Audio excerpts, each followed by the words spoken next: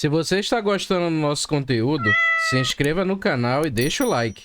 E não se esqueça de comentar no vídeo de que cidade você está nos assistindo, para assim a gente saber até onde o nosso vídeo está chegando.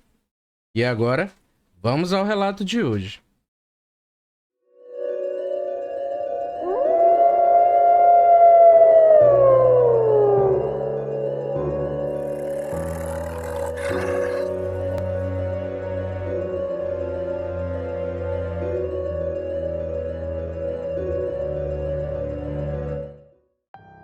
Meu nome é Augusto.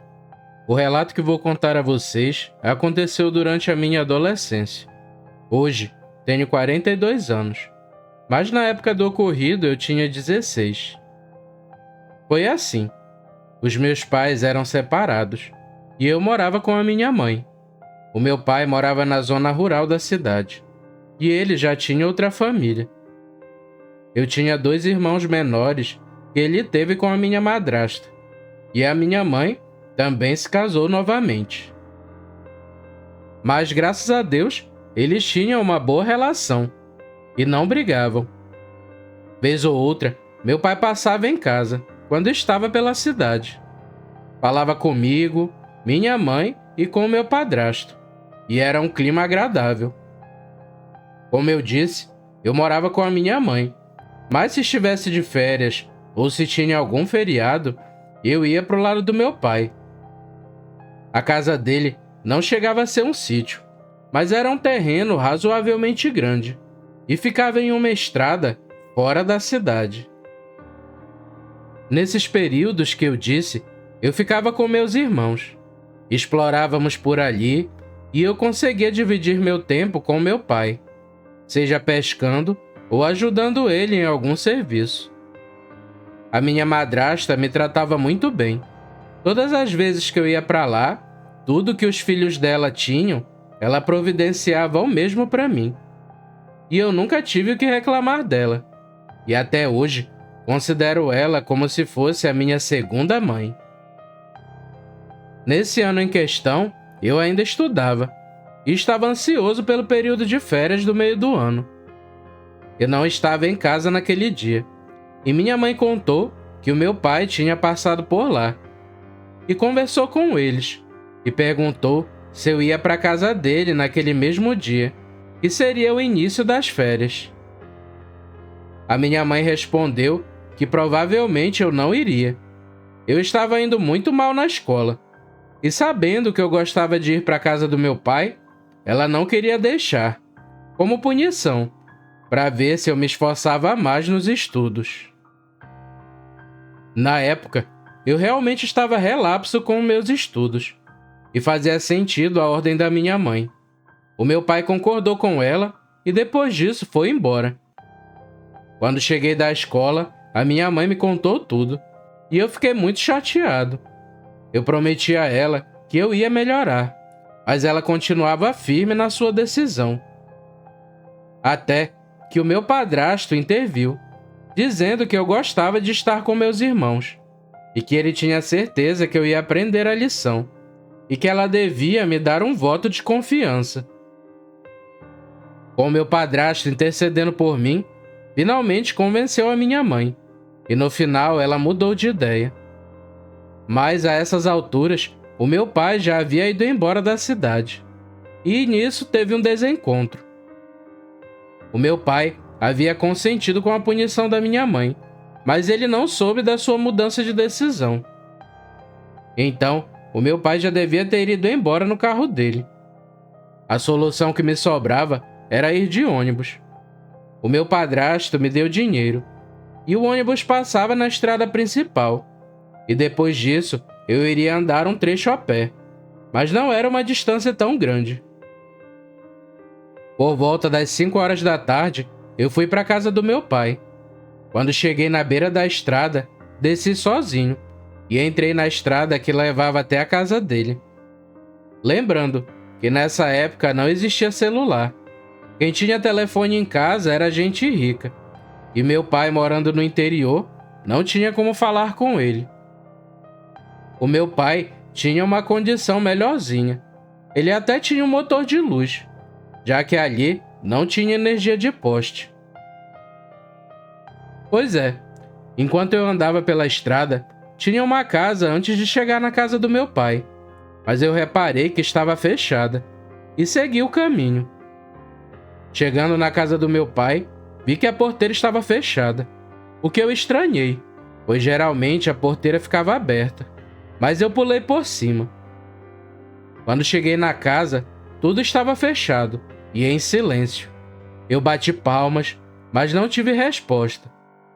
Depois disso, dei a volta na casa, mas a porta de trás estava fechada.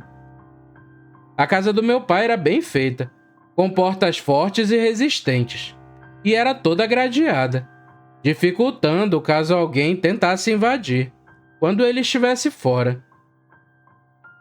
Foi nítido que todos haviam saído de casa, e era impossível meu pai me esperar, já que pensava que a minha mãe não tinha mudado de ideia.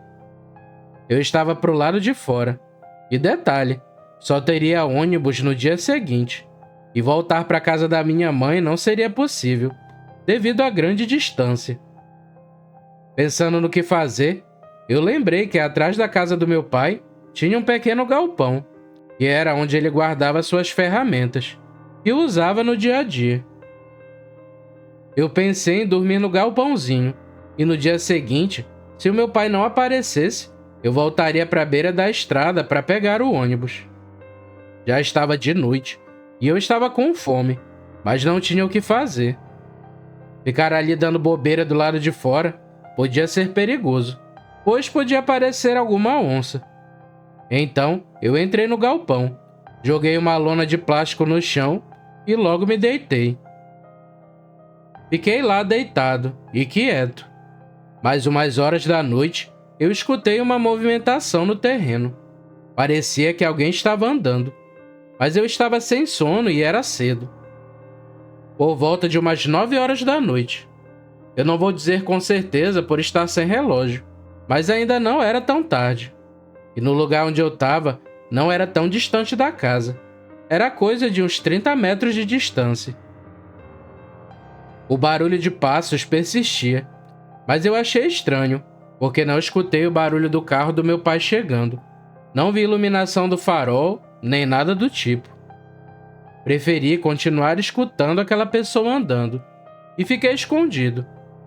Esperei para ter certeza se podia ser o meu pai, e caso fosse, logo ele ia ligar o motor de luz. Eu esperei um pouco e o motor não foi ligado, então eu tive certeza que o meu pai não era. Eu fui até a porta, abri devagar e fiquei espiando. Quem estivesse andando estava na frente da casa, e eu via um vulto indo e voltando, mas como estava um pouco escuro, não via direito. Ele deu a volta por trás da casa, e eu vi quando sacudiu a grade da porta da cozinha. Eu pensei que podia ser algum ladrão querendo entrar, e mesmo não vendo nitidamente quem era possível ver o que ele estava fazendo.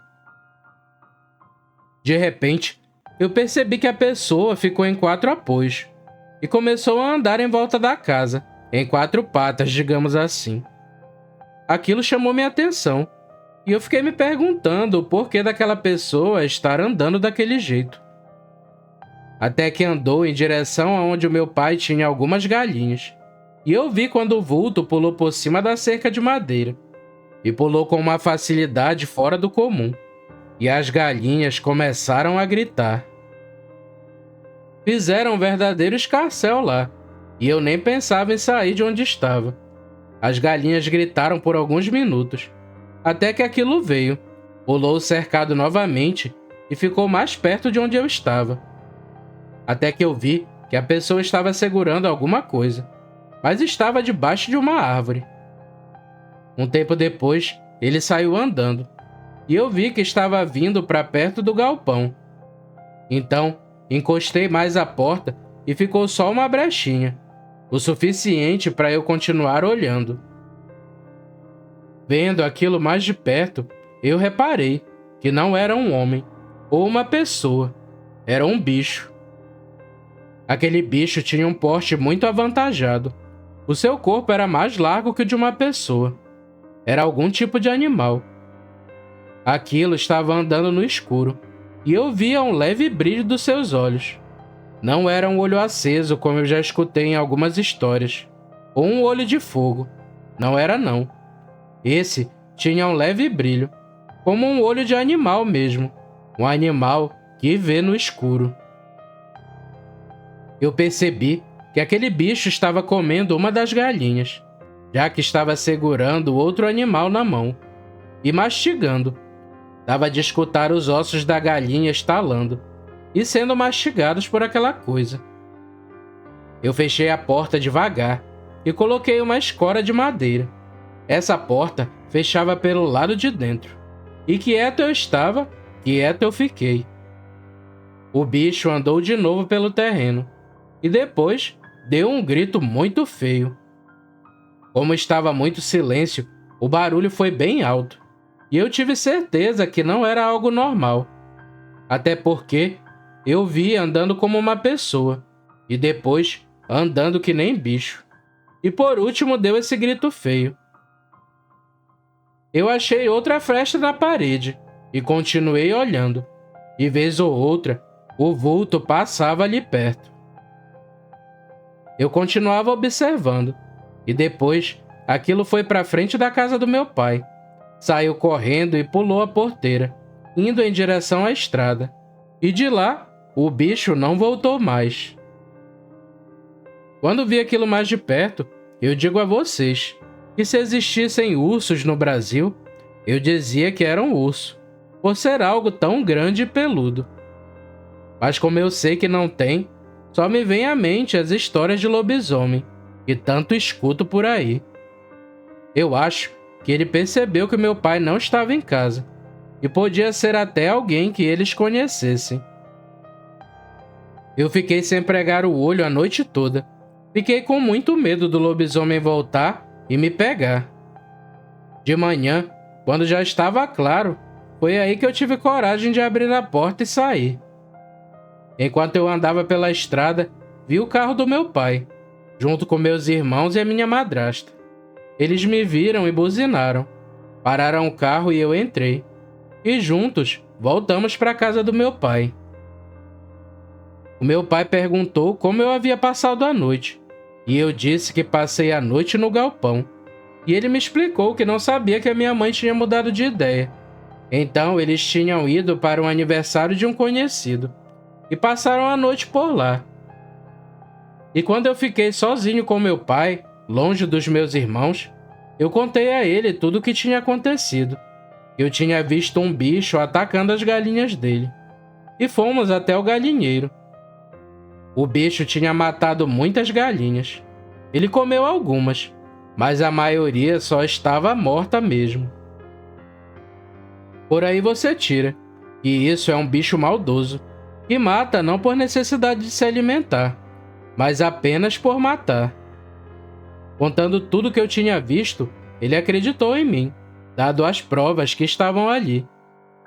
Ele me falou que talvez fosse até alguém que morava ali perto e virava esse lobisomem. E quando viu a casa vazia, veio mexer com os animais. Mas depois que meu pai voltou, toda noite ele deixava o motor de luz ligado, e eu não vi mais esse lobisomem. Desde esse ocorrido, toda vez que eu ia para a casa do meu pai, confesso que sempre ficava com medo de encontrar com o lobisomem de novo. Bem, pessoal, esse foi o meu relato. Valeu por lerem e obrigado pela oportunidade de aparecer aqui no canal.